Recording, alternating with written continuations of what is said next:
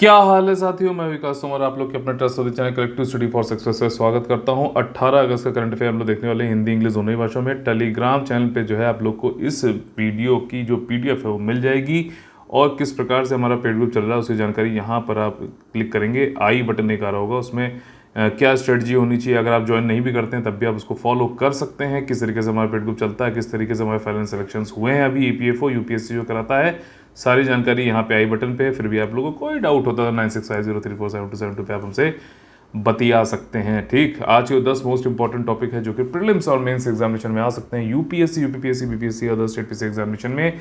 वो हैं ये सारे जिनको अब हम लोग देखेंगे थोड़ा सा विस्तार से। देखिए, ऐसा है कि भारत में राष्ट्रीय शिक्षा नीति नेशनल इकोनॉमिक पॉलिसी 2020 आई थी। ठीक, अब अभी जो है रिसेंटली ही कैबिनेट ने इसको अप्रूव भी कर दिया है कि भैया इसको हाँ लागू कराओ। अब लेकिन इसको लागू करने के लिए हमें स्कूलों का जो है सिलेबस, ठीक, कैसे पढ़ना चाहिए, क्या क्या चीज़ें होनी चाहिए, तो इसको बोलते हैं नेशनल करिकुलम फ्रेमवर्क। ठीक, तो ये बनाया जाना है।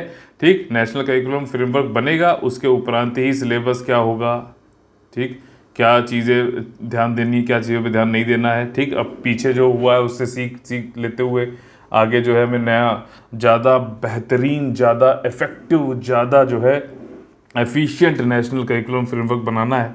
ठीक, तो इसके लिए अभी सरकार ने, शिक्षा मंत्रालय ने जो है जनता के बीच में नेशनल करिकुलम फ्रेमवर्क के लिए कहा है कि भैया अपने अपनी जो है सजेशंस दीजिए। तो उसी के लिए यहाँ पे धर्मेंद्र प्रधान जी जो कि एक शिक्षा मंत्री हैं हमारे, ये यहाँ पे बोल रहे हैं कि भैया सब लोग आओ, बातचीत बताओ, सीटीएन सर्वे कराया जा रहा है, उसमें आप बताइए क्या क्या होने वाला है। ठीक, और उन्होंने ये भी कहा कि ये सारी चीज़ें करके जो 5 प्रण मोदी जी ने भी लिए हैं 2047 तक भारत को विकसित देश बनाने के लिए, उसमें ये काफ़ी अहम रोल अदा कर सकता है, ऐसा धर्मेंद्र प्रधान जी ने यहाँ पे बोला है। और ठीक बात भी है। देखिए, education is having a multiplier effect always. ठीक है ना, अगर एजुकेटेड बच्चा है तो वो किसी भी जगह जा सकता है, समझ सकता है, अपनी स्किल्स को बढ़ा सकता है। लेकिन एजुकेशन नहीं है तो बहुत ही मतलब गाड़ी रुक सी जाती है, गाड़ी रुकनी, जहाँ रुकी समझ लो वहीं ठुकी। तो ये सारी चीज़ें हैं। तो ये और इसमें देखिए किस तरीके से जो सिटीजन सर्वे हो रहा है नेशनल करिकुलम फ्रेमवर्क को पूछने के लिए, उसमें क्या है, डिस्ट्रिक्ट कंसल्टेशन कमिटीज़ हैं। ठीक, उसके ऊपर आप जाओगे तो आपका स्टेट फोकस ग्रुप है और स्टेट स्टीयरिंग कमेटी है। फिर इसके ऊपर जाओगे तो नेशनल फोकस ग्रुप है और आपका नेशनल स्टीयरिंग कमेटी है। तो ये एक तरीके का देख रहे हो, ये हायरार्किकल जो है ऑर्डर बनाया गया है कि किस तरीके से करिकुलम के लिए जो सर्वे हो रहा है उसमें सजेशन आपके जाएंगे और अंततः जो है नेशनल करिकुलम फ्रेमवर्क बनाया जाएगा। अगला टॉपिक है Moscow conference on international security 2022। Moscow conference हो रहा था अंतर्राष्ट्रीय सुरक्षा से संबंधित।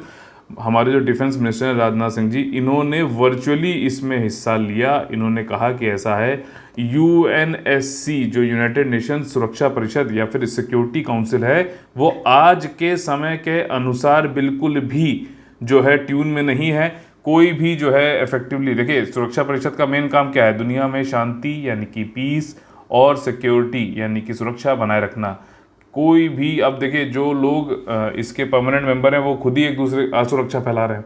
ठीक, रशिया कभी यूक्रेन के ऊपर कभी भी हमला कर दे रहा है, कभी भी यूक्रेन का क्रीमिया छीन ले रहा है, कुछ भी कर रहा है। चाइना जो है उधर अपना, जितने परमानेंट मेंबर है तो वो काफ़ी मतलब जो है अपनी मनमानी कर रहे हैं। तो एक तो ये चीज़ है कि जो 1945-46 जब ये बना था, यूएनएससी आया था अपने अभी मतलब उस समय, तब जो सिचुएशन थी और अब जो सिचुएशन है काफ़ी अंतर आ चुका है। काफ़ी जो है दुनिया में ऐसा नहीं कि कुछ ही पावर्स हैं, दुनिया में बहुत सारी पावर्स अब हो चुकी हैं। और ओवरऑल मैं आपको बताऊं, फॉरेन रिलेशन में, एक्सटर्नल अफेयर्स में भारत की एक महत्वपूर्ण नीति रहती है जिसका नाम है बहुपक्षवाद यानी कि मल्टीलेटरलिज्म।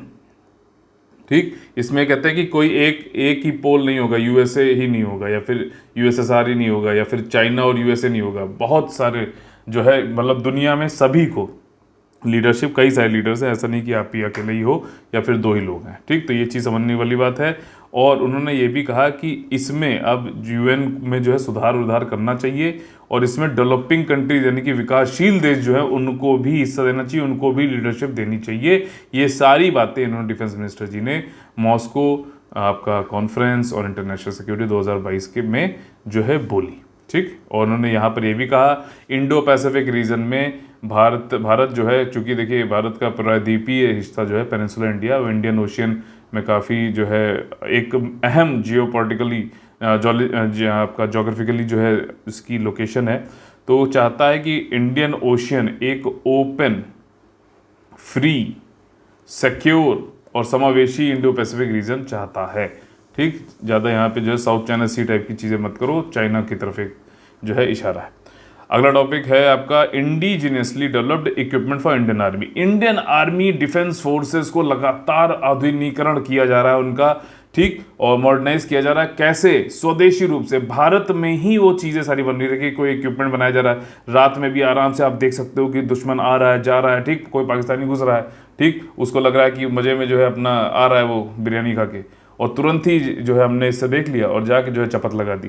तो इस तरीके के इक्विपमेंट आधुनिकीकरण करके जो है बुलेट प्रूफ जैकेटें, ये सारी चीज़ें करी जा रही हैं, स्वदेशी रूप से निर्मित हैं ये सारी बात। तो ये बहुत बहुत इंपॉर्टेंट है, आत्मनिर्भर भारत, और साथ ही साथ इससे हमारी विदेशी मुद्रा भी बचती है, ताकि क्योंकि हमें बाहर से इंपोर्ट नहीं करना पड़ता है। इसी बात को यहाँ पे बताया गया है। और फ्यूचर इन्फेंट्री सोल्जर बनाया जाना है इसमें, एंटी पर्सनल माइन, ठीक, जो माइन जो आपकी वो होती है ना, विस्फोटक होता है जो दग जाता है, उसमें पैर वैर पड़ जाए तो, ठीक, तो उससे बचाव करेगा। साथ ही साथ जो है आपका protected vehicles, mobility infantry protected vehicles होंगी। कोई भी ऐसे एरियाज में जा रहे हैं जहाँ पर आप जो है चारों तरफ से दुश्मनों से घिरे हुए हैं, तब भी आप जो है प्रोटेक्टेड रहेंगे। असॉल्ट बोल्ट है, ये सब state of the art equipments हैं, वेरी इंपॉर्टेंट। और ये बनाने में अहम रोल कौन अदा कर रहा है? DRDO, defence research and development organisation, बहुत बहुत इंपॉर्टेंट रोल अदा कर रहा है आत्मनिर्भर भारत अभियान, specially in the defence sector. अगला जो टॉपिक है वो है individual portal for mines ministry. ठीक, माइंस, ये जो कोयले की खदानें हैं या फिर और भी कोई मिनरल जो है उसकी खदानें हैं, तो वो कहाँ कहाँ खदान है और उनका ऑक्शन कैसे कैसे क्या होगा, वो सारा डेटा जो उठा के एक पोर्टल वेबसाइट पे बना दिया गया है। और इसमें मदद करी है इंडियन ब्यूरो ऑफ माइंस, जो कि प्राइम मिनिस्टर गति शक्ति नेशनल मास्टर प्लान के अंतर्गत बनाया गया। That's it, nothing more to be read in this topic. ठीक, अगला है registries for health care professional. आप लोग को मैंने बताया आयुष्मान भारत डिजिटल मिशन। ठीक, ये क्या है कि आपका जो भी, जैसे जो पेशेंट हैं या फिर जो हेल्थ केयर प्रोवाइडर्स हैं, वो दोनों ही लोग को रजिस्टर करना है, आना है। देखो, जो हेल्थ केयर प्रोवाइडर्स हैं, चाहे नर्स हो डॉक्टर हो, तो ये सब लोग रजिस्टर्ड हो जाएंगे, तो उसकी जांच पड़ताल होगी, हाँ भैया असली हैं, डिग्री है कि नहीं। क्योंकि कई सारे झूला छाप जो डॉक्टर हैं, कुछ भी जो है दवा दे रहे हैं, जो है लोग के ऊपर एक्सपेरिमेंट करके अपना एक्सपीरियंस बढ़ाते हैं, तो वो हट जाएंगे। ठीक, और ये भी हमें पता चलेगा कि डेटा कि कितने लोग हैं, क्या चल रहा है, कितने लोग को, कितने हज़ार लोगों पे कितने हेल्थ केयर वर्कर्स हैं, बहुत सारी चीज़ें हैं। साथ ही साथ जो है जो पेशेंट हैं उनको भी अपने सारे रिकॉर्ड्स, कौन सी बीमारियां हैं क्या नहीं है, तो हमें ये भी पता चलेगा, एक आंकड़ा आएगा कि क्या बीमारी है, कहाँ पे हमें ज़्यादा ध्यान देना चाहिए, कहाँ पे हमें पैसा ज़्यादा लगाना चाहिए। भाई डेटा नहीं होगा आपके पास। आप जैसे मैं इसको आसान एग्जाम्पल समझाता हूँ, आप तैयारी करना चालू किया आपने सिविल सर्विसेज की, आप सीधे जो है आपने देखा कि कोई एक व्यक्ति है खाली चिल्ला रहा है selection material selection material selection material, आप जाके वहाँ पहुँच गए। ठीक, आपने कहा हाँ भैया दे दीजिए, आप तुरंत आपकी लाट टपकने लगी, आप बहुत खुश हो गए, सिलेक्शन मटेरियल मिल गया। ठीक, घर आके आप आए, अब आपको पता ही नहीं क्या पढ़ना है क्या नहीं पढ़ना है। तो बेसिकली होना क्या चाहिए, आपको जो है सिलेबस देखना चाहिए। सिलेबस ही आपको बताएगा कि भैया क्या वो डेटा है आपके पास जिसमें से आपको पढ़ना है, और उस सिलेबस के बाद आपको देखना होता है प्रीवियस है क्वेश्चन कि भैया इस सिलेबस के अंदर से वो कौन से ऐसे टॉपिक्स हैं जो कि अति महत्वपूर्ण है और जिनमें जो है क्वेश्चन लगातार पूछे जा रहे हैं।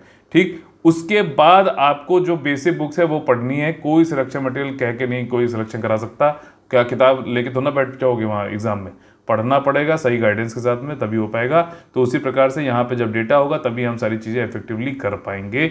आयुष्मान भारत डिजिटल मिशन है, इसमें एक आभा नंबर भी बनाया जाता है। फुल फॉर्म बताइए आप लोग कमेंट करके, आभा नंबर क्या है। आभा नंबर एक तरीके से आधार नंबर है, जो कि आप आयुष्मान भारत डिजिटल मिशन के अंदर जब लॉगिन करोगे तो ये एक यूनिक नंबर लॉगिन करोगे तो आपका जो है मेडिकल रिकॉर्ड्स या फिर जो हेल्थ केयर प्रोवाइडर है उसके भी जो मतलब उससे संबंधित जो इन्फॉर्मेशन है वो उसको अलग अलग रहेगी। तो this is all has been done, और इसके लिए केंद्र सरकार ने 100 करोड़ रुपया रखा है कि 100 करोड़ रुपया रखा है 2025-26 तक, कि जो भी हेल्थ केयर वर्कर्स हैं, स्टेट, राज्य और यूनियन टेरिटरीज, वो लोग उनको रजिस्ट्रेशन कराएं। जितना अच्छा परफॉर्मेंस करेंगे रजिस्ट्रेशन कराने का, उस हिसाब से इस फंड से पैसा दिया जाएगा। तो परफॉर्मेंस बेस्ड फंडिंग जो है यहाँ पर रखी गई है, इसलिए पंजीकरण कराना है आपका पेशेवर, स्वास्थ्य पेशेवरों को। ठीक, जल्दी जल्दी कराएंगे, अच्छा पैसा उनको मिलेगा। ठीक है, बहुत सारी चीज़ें हैं, लेकिन एक बार में अगर आपने अच्छे से पढ़ लिया तो फिर आपको दिक्कत नहीं आएगी। स्पेस किड्स इंडिया, देखो ये एक संस्था है, ये जो बच्चे हैं उनमें एक साइंटिफिक टेम्पर, साइंटिस्ट बनने का, साइंस की महत्वता को बढ़ाने के लिए लगातार काम कर रहा है। आज़ादी सैट, आप लोग को नाम सुना होगा आपने, अभी मैंने करंट अफेयर में पढ़ाया भी था, जो स्मॉल सैटेलाइट लॉन्च व्हीकल के थ्रू लॉन्च किया गया था। हालांकि वो सही ऑर्बिट में नहीं आ पाया, तो जो है तिरंगा नहीं फैला पाया था। उसको 750 गाँव से 750 जो है गाँव की लड़कियों ने बनाया था 75वें हमारे आज़ादी के महोत्सव, आज़ादी के अमृत महोत्सव को सेलिब्रेट करने के लिए। उसी तर्ज पर यहाँ पर क्या है कि एक बैलून उड़ाया गया 1,06,000 फीट ऊपर, और उस पर जो है एक तिरंगा लहराया गया। ठीक, स्पेस किड्स इंडिया ने ये भी काम किया, 30 किलोमीटर अबव द प्लैनेट। ठीक, इंडिपेंडेंस डे वाले दिन ये काम हुआ था। और इसमें स्पेस किड्स इंडिया जो है उसको बात समझ सकते हैं हम लोग, ये यंग साइंटिस्ट को बढ़ावा देना चाहता है, उनके अंदर जागरूकता बढ़ाकर, ठीक, भारत का देश और एक बच्चों का एक बॉर्डरलेस वर्ल्ड बनाना चाहता है। ठीक, ये नहीं होना चाहिए ये पाकिस्तान का बच्चा है, ये इंडिया का बच्चा है, ये चाइना का बच्चा है, सब बच्चे बच्चे हैं। बच्चे अगर साइंटिफिकली उनके अंदर एक कला है, साइंटिफिकली एक सोच है, एक अप्रोच है, तो बहुत वंडर्स हो सकते हैं, because children are the future. ठीक है, तो ये चीज़ ध्यान रखिएगा। अगला जो टॉपिक है वो है आपका आर्ट एंड कल्चर संबंधित।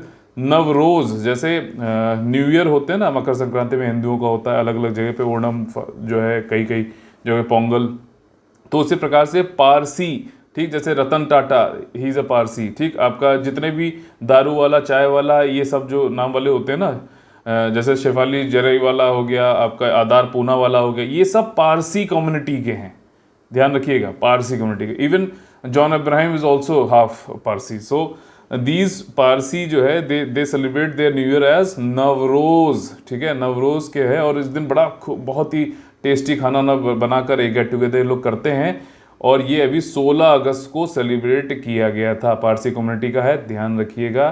ठीक, मुंबई में सबसे ज़्यादा जो है पारसी कम्युनिटी, बहुत ही छोटी कम्युनिटी है, लेकिन आप ये देखो कि कितना ज़्यादा इनका बिजनेस ज़्यादातर ये लोग करते हैं, और बहुत ज़्यादा इन्होंने योगदान दिया है भारतीय अर्थव्यवस्था में, और ओवरऑल भी बहुत अच्छे बिजनेस एथिक्स के साथ काम करते हैं। देयर इज़ नो डाउट, आप रतन टाटा का नाम अगर आपने सुना है तो आप समझ सकते हैं किस तरीके से इन्होंने हमारे देश के लिए बहुत बहुत काम किया।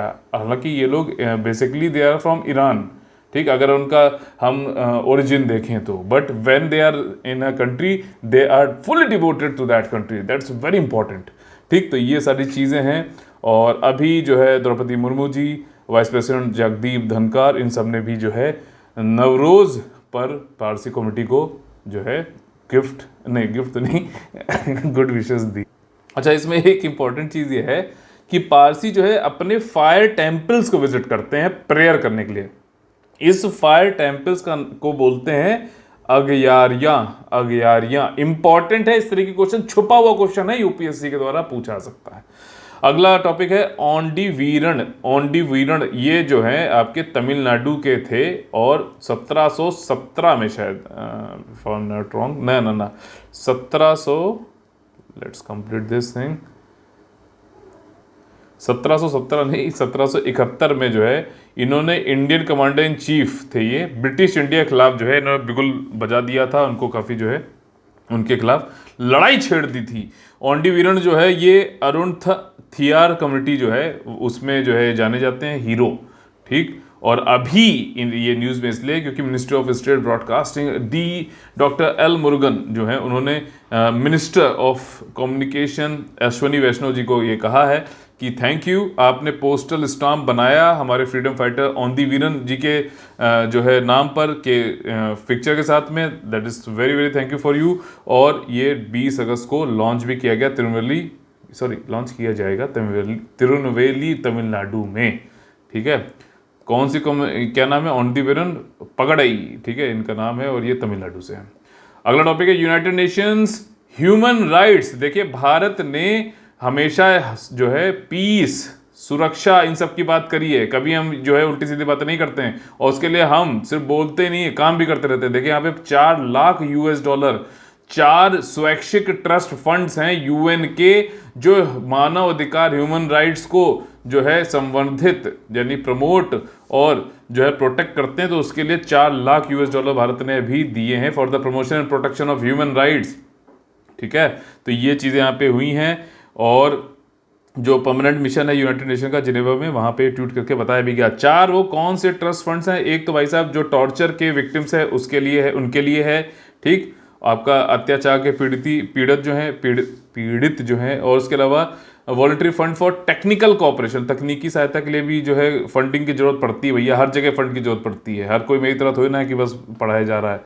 ठीक, तो ये चीज़ें हैं। Voluntary funds for financial technical assistance, इसके लिए भी किया गया ताकि जो है इंप्लीमेंट हो सके यूनिवर्सल पीरियोडिक रिव्यू। बहुत ज़्यादा इंपॉर्टेंट नहीं, बस you have to read once कि इसमें कौन कौन सी चीज़ें हैं। एक, least developed countries, small and developing countries के लिए भी एक वॉलंटरी ट्रस्ट फंड है यूएन का, UNHCR ह्यूमन राइट्स का। तो उसमें भी ये पैसा जो है, जो डॉलर भारत ने भेजे उनको उपयोग किया जाएगा।